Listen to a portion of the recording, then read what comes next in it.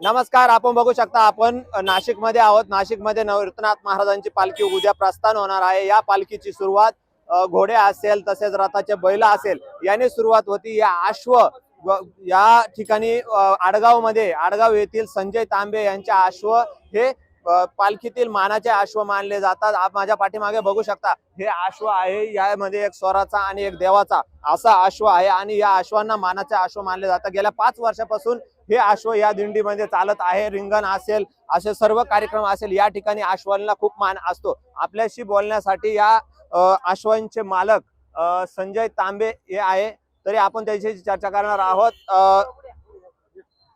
काय सांगाल आपण, हे किती वर्षापासून परंपरा सुरू आहे? ही कोरोनाच्या आधी 2018 साली निवृत्तीनाथ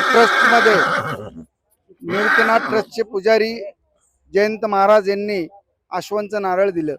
त्यावेळेला आम्ही पुष्कर येथे जाऊन निवड एक 7-8 घोडे आणले। त्यातील हे 2 घोडे आम्ही वारीसाठी सिलेक्ट केले आणि गेल्या 5 वर्षापासून कोरोना 2021 नंतर आमचं हे 5वं वर्ष आहे।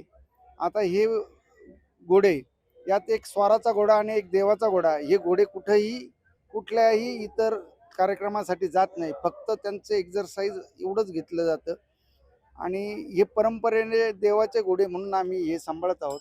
हे आता आमचं 5वं वर्ष आहे। 5वं वर्ष आहे। आपण या परंपरेमध्ये सहभागी झाला, नेमकं काय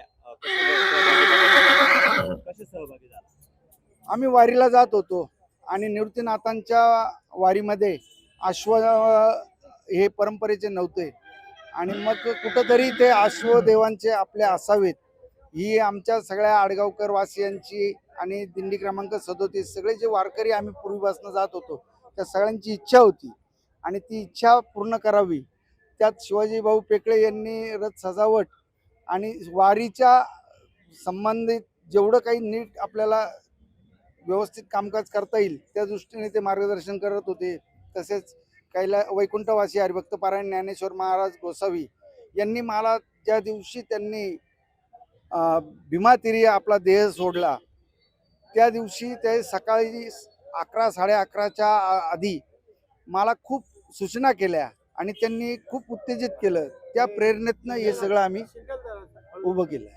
आता पालखी हा समारंभ उद्या सुरू होणार आहे, उद्या पालखी निघणार आहे, कसं नियोजन असतं उद्याचं? उद्या सकाळी 11 वाजता संस्थांच्या वतीने सगळ्या दिंड्यांना प्रसाद दिला जातो, नारळ प्रसाद दिला जातो। त्यानंतर मग मंदिरात विधिवत पूजा होऊन आरती झाल्यानंतर देवांना पालखीमध्ये विराजमान केलं जातं आणि दुपारी 2 वाजता त्र्यंबकमधनं पंढरपूरकडे निवृत्तीनाथ महाराजांचं प्रस्थान होणार आहे। आपण बघू शकतो हे मानाचे अश्व आहे आणि या अश्वांची या ठिकाणी आडगाव येथे मिरवणूक काढून त्यानंतर त्र्यंबकेश्वरकडे रवाना करण्यात येणार आहे। तरी आपल्याशी बोलण्यासाठी येथे स्थानिक नागरिक देखील आहे। आपल्या गावातील अश्वांना हा मान मिळाला आहे, काय सांगाल? नक्कीच महाराष्ट्रामध्ये ही पालखीची परंपरा आहे। नवे भारतामध्ये या पालखीची चर्चा होत असते। सालाबाद प्रमाणे गेली 5 वर्षापासून आमच्या आडगावमधील संजय भाऊ तांबे आणि त्यांचे जे सहकारी आहेत वारकरी पंथातील त्यांनी हा मान या ठिकाणी आडगावकरांना मिळवून दिला। खऱ्या अर्थाने हे आडगावचं भूषण आहे की अनेक आपण महाराष्ट्रामध्ये बघतो निवृत्तीनाथांची पालखी असेल, त्यानंतर ज्ञानोबांची असेल, तुकाराम महाराजांची असेल, या पालख्यांना एक वेगळा एक अर्थ आहेत।